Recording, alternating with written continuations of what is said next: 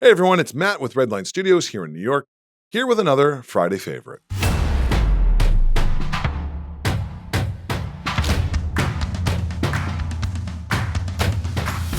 Friday Favorites is all about my favorite films, filmmakers, and filmmaking equipment, both hardware and software, that I use in my everyday work as a producer, director, and editor. Today, I'm sharing one of my favorite things with you, and that is Terrence Malick.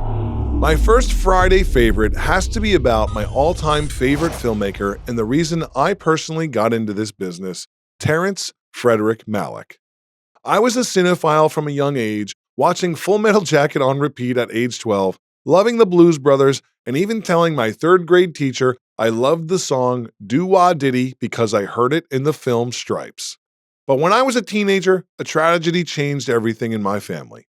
My older brother, who was pursuing an acting and playwriting career, suddenly passed away in a car accident. It was devastating.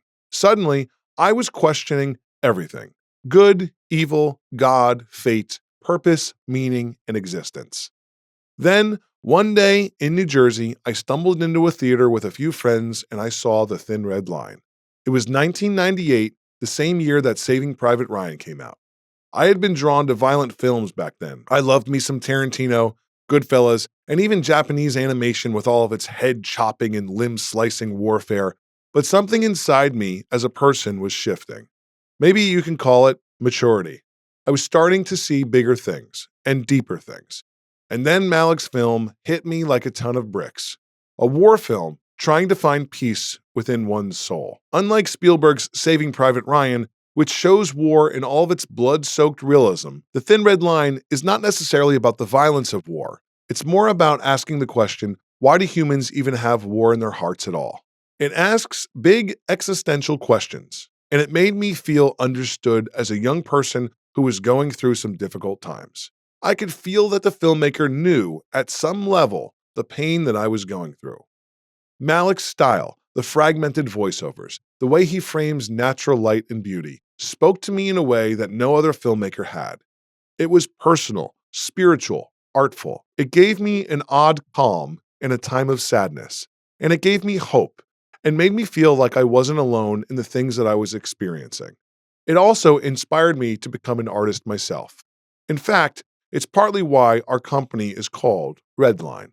Honoring the moment a distant filmmaker who had no idea who I was completely changed my life. Some fascinating things about Terrence Malick, if you don't know who he is, because he's often a filmmaker who flies under the radar and gets missed. He studied philosophy at Harvard and even taught philosophy before entering Hollywood.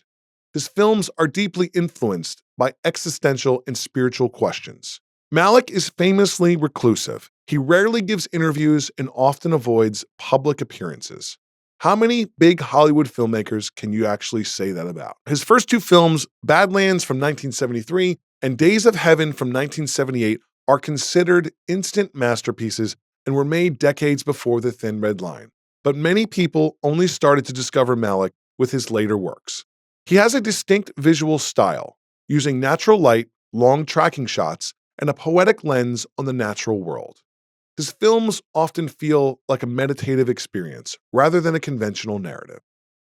So many people talk about directors for how they work with actors, compose shots, or depict violence.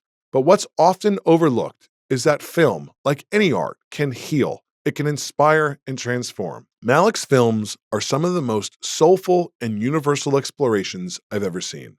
And yet he's often left out of conversations with Scorsese, Coppola, Tarantino, or Spielberg. I remember leaving the theater after seeing The Thin Red Line and hearing someone say, "Sorry, Terry, I forgot my decoder ring," meaning the film was confusing. And it was a reminder to me that film is art, and art isn't always about easy answers. It's about connection, interpretation, and reflection. That's what Malick does better than anyone. These days, film as an art form is getting lost. But if you're curious to see some works that might make you think, question, and even feel transformed, I urge you to take a look at some of the works of Terrence Malick. His work is more than just entertainment. It's a window into the man's soul.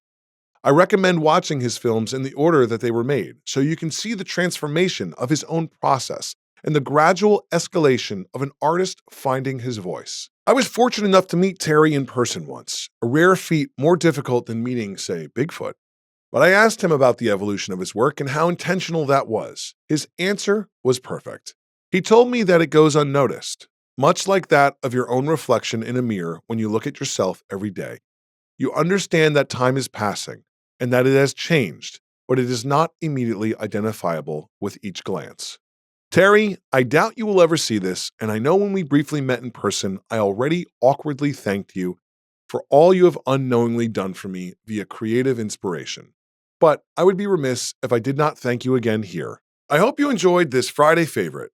As with most things in life, please remember, what one person may enjoy about something, another may not. But in a world often filled with so much negativity, I ask you, even in this instance, to try to find the good in the things that you may not respond positively to, because there's still something valuable to be learned from that experience. Do you have a favorite filmmaking tool, an obscure film, or maybe a reclusive director that you think the world should know about? Write to me at insideredlinestudios@gmail.com, and I'll feature it here on a future video.